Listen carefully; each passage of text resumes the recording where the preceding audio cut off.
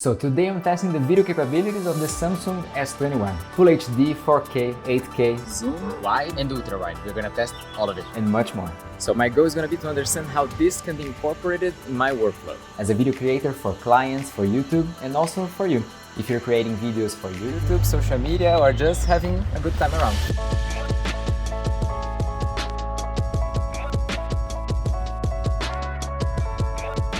E aí, I'm Henry, a Brazilian photographer and filmmaker living in Italy, and in this channel I help you with the tech tools to be creative. And as usual, my videos are much more organized than my desk, so everything is divided into chapters that you can access, scrolling through the timeline or in the description below. If you want to skip directly to a point, feel free to do so. But I'm gonna be quite more detailed than most videos out there, so I think you're gonna find something new in every part of it. Alright, let's kick off with the most obvious, the cameras. So in the back of the S21 lineup, you're gonna find three main cameras, which are on the top, you're gonna find the ultra wide one, which is about 13 millimeters. In the middle, you're gonna find the main camera, which is roughly 26 millimeters. And in the bottom, you're gonna find the telephoto lens, which goes about 70 millimeters, more or less.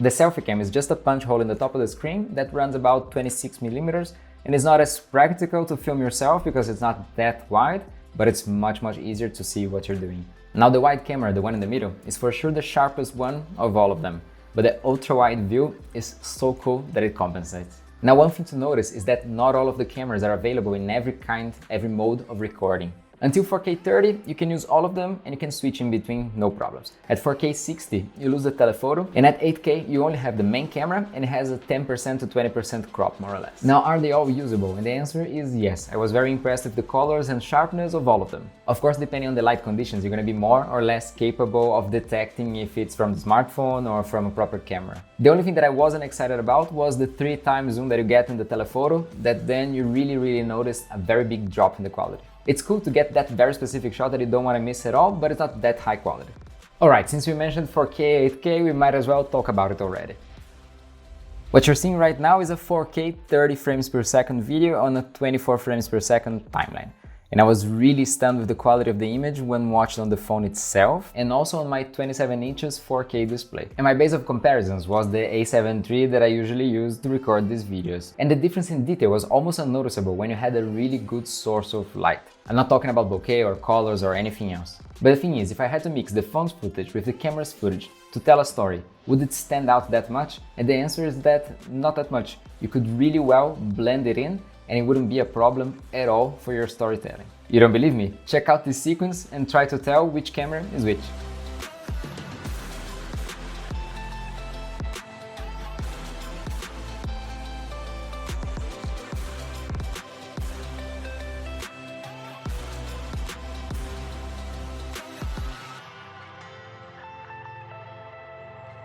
Okay, so I'm gonna put the answers now on the screen. You can tell me in the comments below how many of them you got right. One sequence that deserves some comment is this one coming out of the train, which is something that I always had trouble when I was trying to vlog or tell the story of going from one place to the other, and always having a bunch of stuff on your hands makes it so difficult to have also the camera and check if the focus is right and everything. And with the phone, it just made it so easy, stabilized, really good detail, so it was just the perfect weapon for that situation. Besides that, it can do HD, but I'm gonna just skip this one entirely. And you can do also Full HD at 30, 60 or 120, but 120 you can access only in Pro mode video. Then we jump up to 4K, 24, 30 or 60 or 8K at 24. An editor's comment. I noticed that editing the 4K from the phone was so much easier than editing the 4K from the Sony, and this is because this one has about 38 megabits per second files, and the ones from the Sony are run about 100 megabits, so it's 3 times more information. That's why it's so much heavier. So all of this means that if you have a 24 frames per second timeline, you could slow down your Full HD footage from the phone at about 5 times. And 4K about 40% speed. Which is already pretty good to extend a really cool action image or to just stabilize a little bit the footage. Okay, but what about the 8K? Is it any good? And yes, it's really good and really detailed. You can see right now some footage downscaled to 4K because this video was exported at 4K.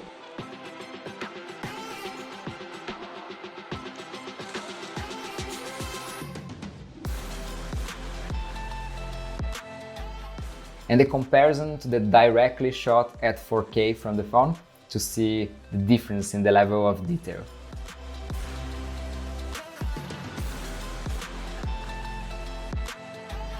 By the way, I shot many clips at 8K, some even more than 1 minute, and I never had any trouble with overheating on the phone. So I don't know if it has any problem with that, but for my use, I didn't have any problems. Okay, let's talk a little bit about stabilization. Gimbals are so cool and they really allow you to make some crazy moves with the camera that would be impossible otherwise, but they're very boring to carry around and especially to balance the camera on them. So one of the things that I was most excited about was the stabilization of the footage, and it didn't disappoint me at all. Now, walking around and filming yourself with the selfie camera is a little bit tighter and it makes it a little bit more difficult for the phone to stabilize everything. So you can see this jelly effect on the background a lot of times. So it's not that perfect. But now if you're filming with the ultra wide or the wide, it's so much more efficient and it's incredibly stable. You can just walk at normal pace and it's going to be very smoothly stabilized, not creating much of this jelly effect or anything. So you almost don't need to do anything at all in post-production. Now on top of the camera, you're gonna see that there's always an icon that enables the super stabilization feature. And this one makes the phone revert back to Full HD, either 30 or 60, and then you have a super stabilized image. I tried in two different scenarios. One of them, just walking to see if I saw any difference, and it actually didn't change that much, so I don't think it's worth it at all to revert back to Full HD just for that. But in more extreme cases, like this one riding the bike, it was incredibly smoother. No, this is me from the future editing the video and disagreeing with myself. The thing is, when I watched it on the phone, it looked much smoother with the super stabilization. But when I was editing, I had actually doubts which footage was 4K and which one was the super stabilized. And this is a good thing actually, because it means that the 4K footage was actually quite good. And then applying some warp stabilization inside Adobe Premiere, you can see the footage right now, it looked awesome, both of them. So if you have to choose, at least I would always go for the 4K. Okay, now about the size of the footage itself. You can change the dimensions of the video you're recording directly from the camera screen. So they can be square 1 by 1, they can be 9 by 16 or 16 by 9, depending if it's landscape or vertical. But you also have an interesting option to just fill the complete screen. And I noticed this when I was taking pictures, which makes it so much cooler to have the image filling the whole screen really, instead of just that square with the black bands around it. And while for pictures it's just a visual preference, for videos there's a drawback on doing this. The phone has to fill now a larger area and then the quality drops a little bit. When you're watching on the phone itself, you don't notice the difference that much, but it's noticeable. But when you put it on a larger screen, then it's very noticeable. So if you're planning just to watch really what you're doing on the phone and just to have a memory or something like that, it can be an interesting feature.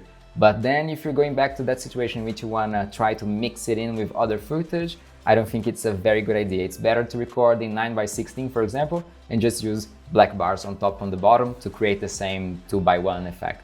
Now there is a hyperlapse mode, but it doesn't have that many functions actually. You just have really the record button and you just walk whatever direction you prefer. So I'm gonna try this hyperlapse. Let's see if this is gonna work. And it does really a good job in stabilizing that image, so you don't have to do it manually, like taking picture by picture and then trying to recreate it. So it's interesting, but not very impressive. Now slow motion, and we talked about it a little bit before when we said that it's capable of doing 60, 120 frames and then you can slow down in post-production, but there are actually two dedicated slow motion modes inside the video options. One is simply called slow motion and it's 1080 at 240 frames per second. And the other one is called super slow motion. It then reverts back to 720p, but it's 960 frames per second, which is just insane. I tried it in different scenarios, and with people passing by the street, the slow motion was really cool, but the super slow motion was almost too much that made everybody stop in time.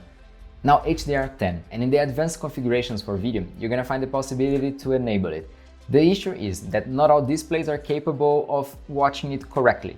So my experience on the phone was that it showed correctly, but even a little bit oversaturated, as you can see from the screen recording right now. When I passed it onto the computer, I noticed that the image looked all whack, all strange, so actually it wasn't capable of doing it.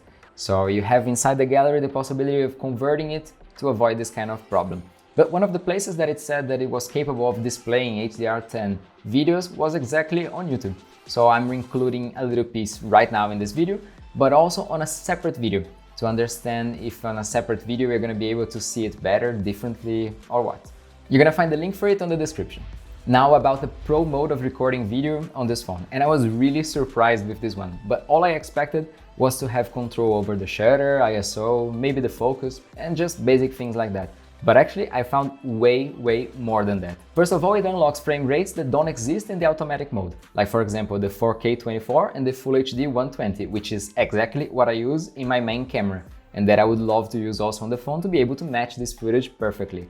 There's a very nice zoom function that allows it to be very smooth and fluid. There's the histogram on the screen and a very good control of the focus. And something that at least I had never seen before on a smartphone, which is the control and monitoring of the audio. So as you can see right now, you can even select from where the audio should come, if it should be omnidirectional, meaning from everywhere, or if you want to record more what's behind or in front of the phone, depending if you're recording yourself or if you're recording something in front of you. But also you have the possibility of attaching some external microphone, like for example if I'm using my headphones and just using the Bluetooth. So this is how it should sound like when using the Bluetooth speakers. I can even talk from far away. To enter with the audio from there, or if you have an external microphone and plugging it through the USB-C port. Now the director's view is something that I saw them announcing when they were launching the phone itself, and I thought that was a feature that I would never use. But actually it's pretty cool, especially if you're vlogging around the city and you want to show different things. I recorded the screen of the phone and at the same time I recorded with the camera. So right now on the screen you're going to be able to see both of them at the same time and feel how it looks like to record with it and what it looks like in the end.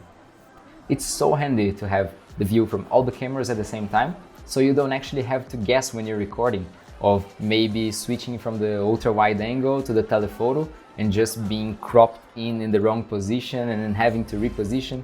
And now there's the portrait mode also for video. So it tries to detect what's you and what's the background and tries to blur everything around you. And sometimes it's a little bit complicated for phones to do that. Sometimes you get some gaps and blur something that it shouldn't. But this one does a pretty good job. And you can see that everything around me is very well blurred and I'm quite in focus. So very well done. And besides that, you get some controls over it. So if you just click over here, you can say how much blur do you want, or if you want some other very mysterious effects like bleach effect. Alright guys, thanks so much for watching. If you have any doubts or any comments about the features or about the phone itself, just write them in the comment section below. I answer everything. And be sure to subscribe to the channel because very soon there's going to be the photography part of this video. So I'll see you in the next one. Ciao, ciao!